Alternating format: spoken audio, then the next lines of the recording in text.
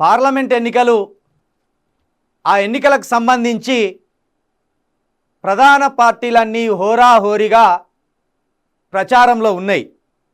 అయితే ఈ ఎన్నికలకు సంబంధించి ఈ ప్రచారానికి సంబంధించి విషయం పక్కన పెడితే తెలంగాణలో కొత్త ప్రభుత్వం అదే కాంగ్రెస్ ప్రభుత్వం ఏర్పడ్డ తర్వాత రేవంత్ రెడ్డి గారు ఏదో భూమి బద్దలైపోయినట్టు తెలంగాణలో ఏదో కొత్త మార్పు తీసుకొస్తున్నట్టు కొత్త విధానాలు తీసుకొస్తున్నట్టు ప్రజల్ని నమ్మబలికిన విషయం మన కళ్ళ ముందు 5 నెలలుగా చూస్తూనే ఉన్నాం. తెలంగాణలో సోషల్ మీడియా ద్వారా కావచ్చు, కొందరు కాంగ్రెస్ బీజేపీ లేకపోతే సోకాల్డ్ పార్టీల ముసుగులు కప్పుకొని తెలంగాణ అన్యాయమైపోయింది, తెలంగాణ కేసీఆర్ హయాంలో అన్యాయమైపోయింది, తెలంగాణలో ముఖ్యమంత్రి రాచరిక పాలన కొనసాగిస్తున్నాడు, తెలంగాణ ముఖ్యమంత్రి ప్రజలకు అసలే అందుబాటులో లేడు, మంత్రులకు అందుబాటులో లేడు, ఎమ్మెల్యేలకు అందుబాటులో లేడు, ఐఏఎస్ ఐపీఎస్ ఆఫీసర్ల లాంటి ఒక గ్రేడ్ 1 ఆఫీసర్లకు కూడా ఇక్కడ ముఖ్యమంత్రి అందుబాటులో లేడని నిత్యం యూట్యూబ్ ఛానల్స్ ద్వారా కొంతమంది రాజకీయ దురుద్దేశం కలిగిన న్యారో మైండ్ కలిగిన మేధావులు మాట్లాడడం జరిగింది. ఓకే సరే, కేసీఆర్ మంత్రులకు ఎమ్మెల్యేలకు ఎవరికి కూడా అందుబాటులో లేడు అని నమ్మి ఓ 1% ప్రజలు బీఆర్ఎస్ కంటే కాంగ్రెస్కి ఓట్లేద్దామని ఒక 1% ప్రజలు ఓట్లేసి ఇదే కాంగ్రెస్ ప్రభుత్వాన్ని గెలిపించడం జరిగింది. గెలిపించిన తర్వాత ప్రజా ఆకాంక్షలకు అనుగుణంగానే రేవంత్ రెడ్డి ప్రభుత్వం గొప్ప మార్పు తీసుకురాబోతున్నట్టు ఏం చెప్పిండు? చలో ప్రగతి భవన్ని ప్రజాభవన్గా మార్చబోతున్నాం, ప్రగతి భవన్ లోపల ఉన్న రాజును తీసి బయట వేసినాం, ఇక ఇది ప్రజాభవన్, ప్రతిరోజు ఇక్కడ ప్రజా దర్బార్ నిర్వహించబడుతుంది, ప్రజలు రాష్ట్ర వ్యాప్తంగా ఉన్న ప్రజలు ఈ ప్రజా దర్బార్కు వచ్చి తమ సమస్యలను వినిపించుకోవచ్చు, తమ గోడును చెప్పుకోవచ్చు, ముఖ్యమంత్రి ప్రతిరోజు ప్రజల కళ్ళ ముందు కనబడి ప్రజా సమస్యలు ఒకే ఒక్కడు సినిమాలో తీర్చుకుంటూ ఫైళ్ళ మీద సంతకాలు పెట్టుకుంటూ అప్పటిదప్పుడే ప్రజా సమస్యను తీర్చిపడేస్తారని ఒక బిల్డప్ అంటే ఒక మహా బిల్డప్ కొట్టిండు. తీరా చూస్తే బిల్డప్ బాబాయ్ లెక్కనే అయిపోయింది రేవంత్ రెడ్డి పరిస్థితి. ముఖ్యమంత్రి గారి పరిస్థితి బిల్డప్ బాబాయ్ లెక్క అయిపోయింది, జబర్దస్త్ షో లెక్క అయిపోయింది. జబర్దస్త్లో ఆ గెటప్ శ్రీను, ఆ సుధీరు, ఆ ఆటో రాంబాబు లెక్క అయిపోయింది రేవంత్ రెడ్డి పరిస్థితి కూడా. ప్రజా దర్బార్ అనే పేరును ఉడబీకిన్లు, ప్రజావాణి అని ఒక పేరు పెట్టిన్లు, ఓ వారం 10 రోజులు అక్కడ ప్రజావాణిలో ఏదో మహా అద్భుతం జరగబోతుంది, పేద ప్రజల కష్టాలన్నీ తీర్చబోతున్నాయి అన్నట్టు నమ్మబలికిన్లు. ఒక్కరోజు అట్లా వచ్చిండ్లు, ఇట్లా రిబ్బన్ కట్ చేసి కథం బయటపడ్డాడు. ఇక రెండో రోజు నుండి పత్తకలేడు రేవంత్ రెడ్డి, పత్తకంటే పత్తకలేడు. ఏమన్నాడు? ప్రజావాణిలో ఇదే మంత్రులు ఉంటారు, రోజుకో ఎమ్మెల్యే ఉంటారు, వివిధ నియోజకవర్గాలకు సంబంధించిన ఎమ్మెల్యేలు ఆడు ఉంటారు, వాళ్ళకు మీ గోడు చెప్పుకొని అప్పటిదప్పుడు సమస్యను పరిష్కరించుకోవచ్చు అని నమ్మవలికండి. తీరా చూస్తే ఏమైంది? ఒక్క ఎమ్మెల్యే లేడు, ఒక్క మంత్రి లేడు, ఆఖరికి ప్రజాభవన్ కాస్త నిరాశ భవన్గా మారిపోయింది. అది నిరాశ భవన్, ఇప్పుడు అది ప్రజాభవన్ కాదు, నిరాశ భవన్. అక్కడ మంత్రి ఉండడు, ముఖ్యమంత్రి ఉండడు, ఎమ్మెల్యే ఉండడు, ఓ అధికారి ఉండడు, ఎవరు లేడు, ఎడారి ప్రాంతంగా మారిపోయింది. అయితే రేవంత్ రెడ్డి ప్రజా దర్బార్ నిర్వహించలేదు కానీ న్యూస్ వేదికగా చిలకా ప్రవీణ్ ప్రజా దర్బార్ నిర్వహిస్తాడు. చలో మీ సమస్యలు ఏమున్నా, మీ నియోజకవర్గంలో నీళ్ళు వస్తున్నాయా, మీ నియోజకవర్గంలో కరెంట్ వస్తుందా, మీ నియోజకవర్గంలో పింఛన్లు వస్తున్నాయా, అసలు రైతులు ఎట్లున్నారు మీ నియోజకవర్గాల్లో, రాష్ట్ర వ్యాప్తంగా రైతులు ఎట్లున్నారు, మీరు ఇక్కడ తెర మీద ఇచ్చిన నెంబర్లకు ఫోన్ చేయొచ్చు. మీ సమస్యలను మన చిలకా ప్రవీణ్ ప్రజా దర్బార్ ద్వారా న్యూస్ వేదికగా ఈ తెలంగాణ సమాజానికి చెప్పుకునే అవకాశాన్ని మేము ఏర్పాటు చేసినాం. ఏ సమస్య ఉన్నా మీరు ఇక్కడ 7675965098 829730 4613 ఈ నెంబర్లకు కాల్ చేయండి. కాసేపు మన కష్టాలు ఏమున్నాయో మాట్లాడుకుందాం.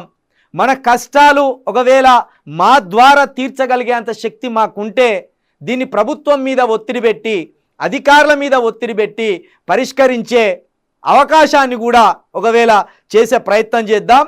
ఇక్కడ ఈ నెంబర్తో పాటు నేను కూడా నా నెంబర్ ఇస్తున్నా 970, ఎందుకంటే నా నెంబర్ చాలామంది తెలుసు కాబట్టి చెప్తున్నా, 970-4642-961.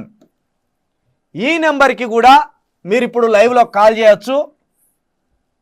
ఈ లైవ్ ద్వారా మనం ఏం చెప్తాం అనుకుంటున్నామంటే, మీకు సమస్యలు తీరితే ప్రోగ్రామ్ పెట్టారు కదా, అందుకనే ఫోన్ చేసినా. చెప్పండి, ఎక్కడ బ్రదర్ మనల్ది? మాది చెప్తానా, మీరే చెప్పాలి. మాది కాన్స్టిట్యూషన్ సెంట్రల్ చేయరేమో నడు ఊర్లు ఉండాలి, హాస్పిటల్ ఏమో రోతలు అని చెప్పింది కదా, కాన్స్టిట్యూషన్ అన్న మాది. ఏది వరంగల్. అయితే ఇప్పుడు వీళ్ళు ఏమనుకుంటారన్నా, మన వీళ్ళు మొత్తం కేసీఆర్ మొత్తం ఆమె చేసిపోయిండు, వీళ్ళు బంగారం చేసారు అనుకుంటారా? అది 6 హామీలు ఇచ్చిండ్రు. మరి 2500 మా ఇంట్లో మా చెల్లి ఉంది, మా అమ్మ ఉంది. మరి మా ఇంట్లో ఇద్దరికైతే ఎవరికి రాలేదు. మొన్ననే మా దేవస్థ వాళ్ళ చెల్ల పెళ్ళి అయిందన్న, మరి తులం బంగారం రాలేదు, అది కూడా రాలేదు. ఇప్పుడు మనది వరంగల్ తూర్పా? అవునన్నా, వరంగల్ తూర్పు అంటే మనకు కొండ సురేఖ గారు ఎమ్మెల్యే. అవును, కొండ సురేఖ గారు ఎమ్మెల్యే. అవునన్నా. మరి ఈ 6 గ్యారంటీలకు సంబంధించి ఇప్పుడు మంత్రిగా కూడా ఉన్నారు కొండ సురేఖ గారు. అవునన్నా. మరి ఆమె అయితే 6 గ్యారంటీల్లో ఒక గ్యారంటీ కూడా సంపూర్ణంగా ఇవ్వలేదు. ప్రతి గ్యారంటీ కింద 3 గ్యారంటీలు ఉన్నాయి, 3 హామీలు ఉన్నాయి, 3 అంశాలు ఉన్నాయి. కాబట్టి ఈ 6 గ్యారంటీలు నెరవేరలేదు. ఇప్పుడు మీరు మళ్ళీ ఇప్పుడు ఎన్నికలు వచ్చినాయి, పార్లమెంట్ ఎన్నికలు. ఈ 6 గ్యారంటీలు నెరవేరాలంటే మాకు 14 సీట్లు ఇవ్వండి అని మన ముఖ్యమంత్రి గారు అభ్యర్థిస్తున్నాడు. మరి దీన్ని ఎట్లా తీసుకుందాం? అన్న అంటే మరి ఎన్నికలకు పోయే ముందు చెప్పిల్లు అన్నకి వీళ్ళు అర్హులు ఉంటారు, వీళ్ళు అనర్హులు ఉంటారు, గింతోళ్ళకి వస్తే ఏం చెప్పలేదు అన్న, అందరికి అన్నారు. అవును. ఇప్పుడేమో వీళ్ళకి గివి అంటారు. ఇప్పుడు ఇంకోటన్న, పార్లమెంట్ ఎన్నికలు 6 నెలల తర్వాత వస్తాయని తెలియదు అన్న. మేము వచ్చిన 100 రోజులకి అమలు చేస్తాము, దాని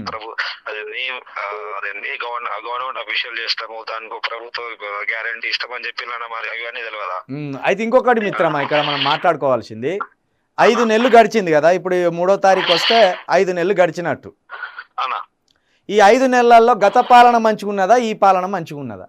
అన్న నేను ఒకటి ఎగ్జాంపుల్ చెప్తానా.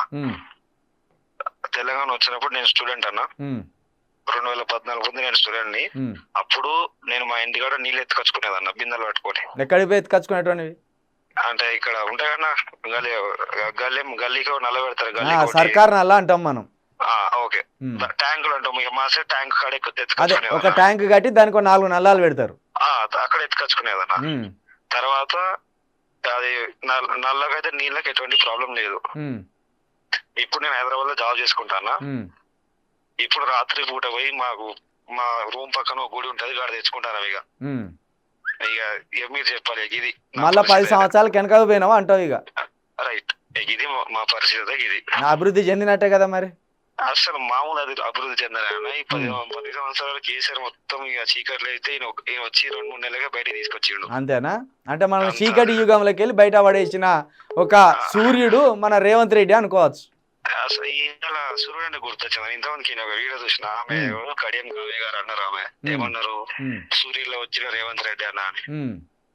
మరి ఆమెకి ఏడు నుంచి కనబడ్డాడు, మరి కేసీఆర్ ఆమెకి టికెట్ ఇచ్చేవాడు కనబడ్డాడు. కడియం కావ్య ఒక మహిళ అయిపోయింది కాబట్టి మనం ఏమనలేకపోతున్నాం. కానీ అందుకే గారు గారు మాట్లాడుతున్నాం. వాళ్ళ అయ్యకు ఏమాత్రం సిగ్గు శరం ఉన్నా, డైరెక్ట్ అంటున్నాం మనం, వాళ్ళ అయ్యకు ఏమాత్రం సిగ్గు శరం ఉన్నా ముందు స్టేషన్ గన్పూర్ నియోజకవర్గంలో రాజీనామా చేసి తన బిడ్డ ఎంపీగా పోటీ చేయాలి, ఈయన ఎమ్మెల్యేగా పోటీ చేయాలి. అవునన్నా, ఇందాక ఆమె ఒక మాట అన్నదన్న. ఏమన్నదంటే 10 సంవత్సరాల చీకటి పాలనకు వచ్చిన రేవంత్ రెడ్డి అని ఆమె సెంటెన్స్ వాడిరు. ఆమె మరి ఈ 10 సంవత్సరాలు అయినా వాళ్ళ డాడీ కూడా అలానే ఉన్నాడు అంటే 10 సంవత్సరాలు వాళ్ళ డాడీ కూడా చీకట్లేరు ఉన్నారా? అంత అన్నట్టే కదా, అంటే చీకట్లో ఉండి కోట్లు సంపాదించి బిల్డింగ్ కట్టిండు అక్కడ టీచర్స్ కాలనీలో. అవునన్న. ఇప్పుడు ఆయన కుటుంబ నేపథ్యం ఏముండే, ఆయన వచ్చినప్పుడు ఎట్లుండే, ఇప్పుడు ఎట్లుండే అన్న? ఓకే బ్రదర్, మీ పేరు? కీర్తన్ కుమార్ అన్న. Thank you kirtan Kumar. ఇంకొక కాల్ వస్తుంది, మనం తీసుకుందాం, చాలా సమస్యలు మాట్లాడదాం. ఓకే అన్న. ఓటు ఎవరికి వేస్తావు ఇది చెప్పండి అన్న. ఇక ఓటు అయితే అంబేద్కర్ అని చెప్పిన మీరు ఓటు ఎవరికి వేస్తారో చెప్పొద్దు. Yes, right right, thank you. నేను ఒకటి చెప్తాను లాస్ట్. ఓటు ఎవరికి వేస్తా అంటే నా తెలంగాణని ముందడికి ఎవరు తీసుకోవతారో వాళ్ళకి వేస్తా. Right right right, thank you kirtan. Okay right.